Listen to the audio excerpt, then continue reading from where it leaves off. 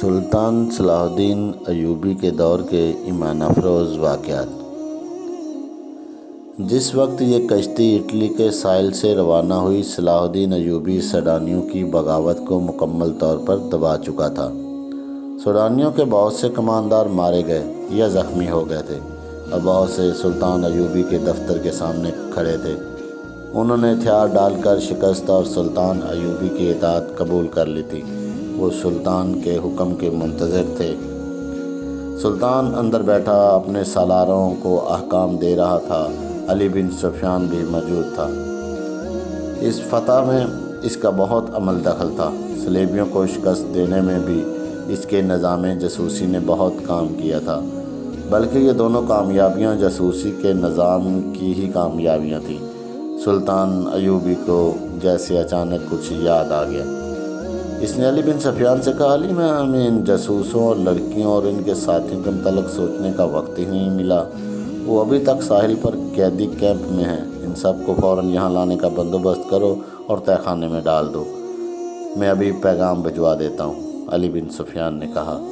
ان سب کو یہاں پہرے میں بلوا لیتا ہوں سلطان۔ آپ شاید 7ویں لڑکی کو بھول گئے ہیں، وہ سوڈانیوں کے ایک کماندار بالیان کے پاس تھی۔ اسی لڑکی سے جاسوسوں اور بغاوت کا انکشاف ہوا تھا۔ میں دیکھ رہا ہوں کہ بالیان ان کمانداروں میں نہیں ہے جو باہر موجود ہیں، اور وہ زخمیوں میں بھی نہیں اور مرے ہوئوں میں بھی نہیں۔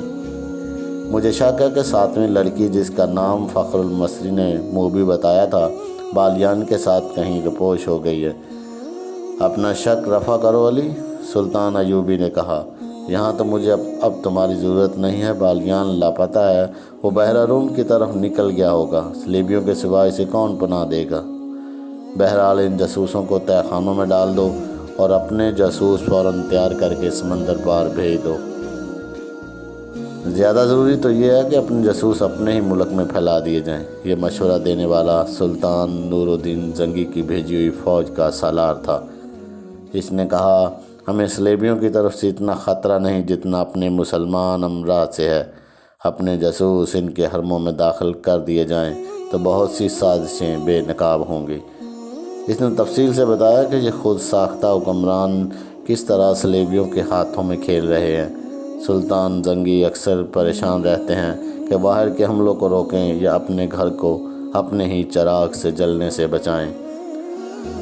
صلاح الدین ایوبی نے یہ رویداد غور سے سنی اور کہا کہ اگر تم لوگ جن کے پاس ہتھیار ہیں دیانتدار اور اپنے مذہب سے مخلص رہو تو باہر حملے اور اندر کی سازشیں قوم کا کچھ نہیں بگاڑ سکتی۔ تم اپنی نظر سرحدوں سے دور آگے لے جاؤ۔ سلطنت اسلامیہ کی کوئی سرحد نہیں۔ تم نے جس روز اپنے آپ کو اور خدا کے اس عظیم مذہب اسلام کو سرحدوں میں پابند کر لیا، اس روز سے یوں سمجھو کہ تم اپنے ہی قید خانے میں قید ہو جاؤ گے۔ پھر تمہاری سرحدیں سکڑنے لگیں گی۔ اپنی نظریں بحیرہ روم سے آگے لے جاؤ۔ سمندر تمہارا راستہ نہیں روک سکتے۔ گھر کے چراغوں سے نہ ڈرو، یہ تو ایک پھونک سے گل ہو جائیں گے۔ ان کی جگہ ہم ایمان کے چراغ روشن کر دیں گے۔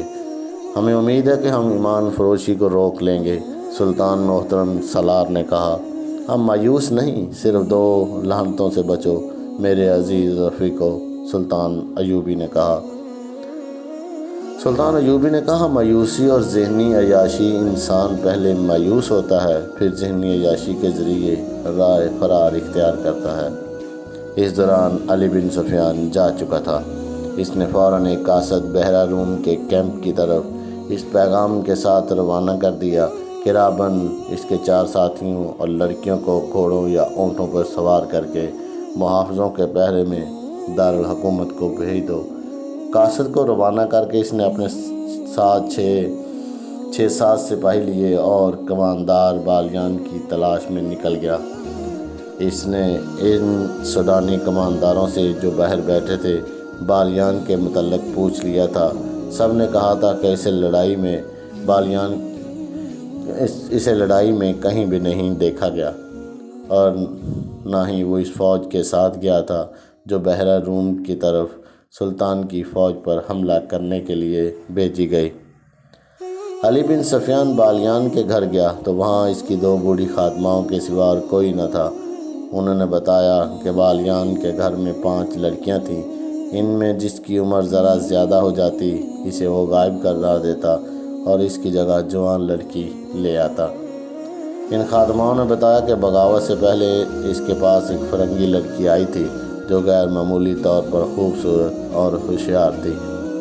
بالیان اس کا غلام ہو گیا تھا۔ بغاوت کے 1 روز بعد جب سوڈانیوں نے ہتھیار ڈال دیے تو بالیان رات کے وقت گھوڑوں پر سوار ہوا، دوسرے گھوڑے پر اس فرنگی لڑکی کو سوار کیا اور معلوم نہیں دونوں کہاں روانہ ہو گئے۔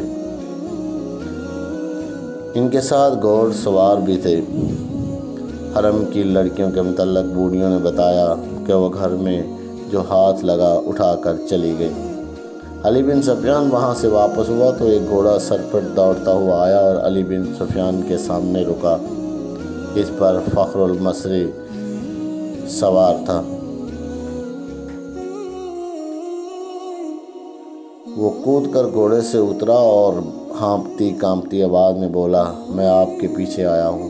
میں اس بدبخت بالیان اور اس کافر لڑکی کو ڈھونڈ رہا تھا۔ میں ان سے انتقام لوں گا۔ جب ان دونوں کو اپنے ہاتھوں قتل نہیں کر لوں مجھے چین نہیں آئے گا۔ میں جانتا ہوں کہ وہ کدھر گئے ہیں۔ میں نے ان کا پیچھا کیا ہے لیکن ان کے ساتھ 7 مسلح محافظ ہیں۔ میں اکیلا تھا۔ وہ بحیرہ روم کی طرف جا رہے ہیں مگر عام راستے سے ہٹ کر جا رہے ہیں۔ اس نے علی بن سفیان کے گھٹنوں پر ہاتھ رکھ کر کہا، خدا کے لیے مجھے صرف 4 سپاہی دے دے۔ میں ان کے تعاقب میں جاؤں گا اور انہیں ختم کر کے آؤں گا۔ علی بن سفیان نے اسے اس وعدے سے ٹھنڈا کیا کہ وہ اسے 4 کی بجائے 10 سوار دے گا۔ وہ ساحل سے آگے اتنی جلدی نہیں جا سکتے، میرے ساتھ رہو۔ علی بن سفیان مطمئن ہو گیا کہ یہ تو پتہ چل گیا کہ وہ کس طرف گئے ہیں۔ جاری ہے۔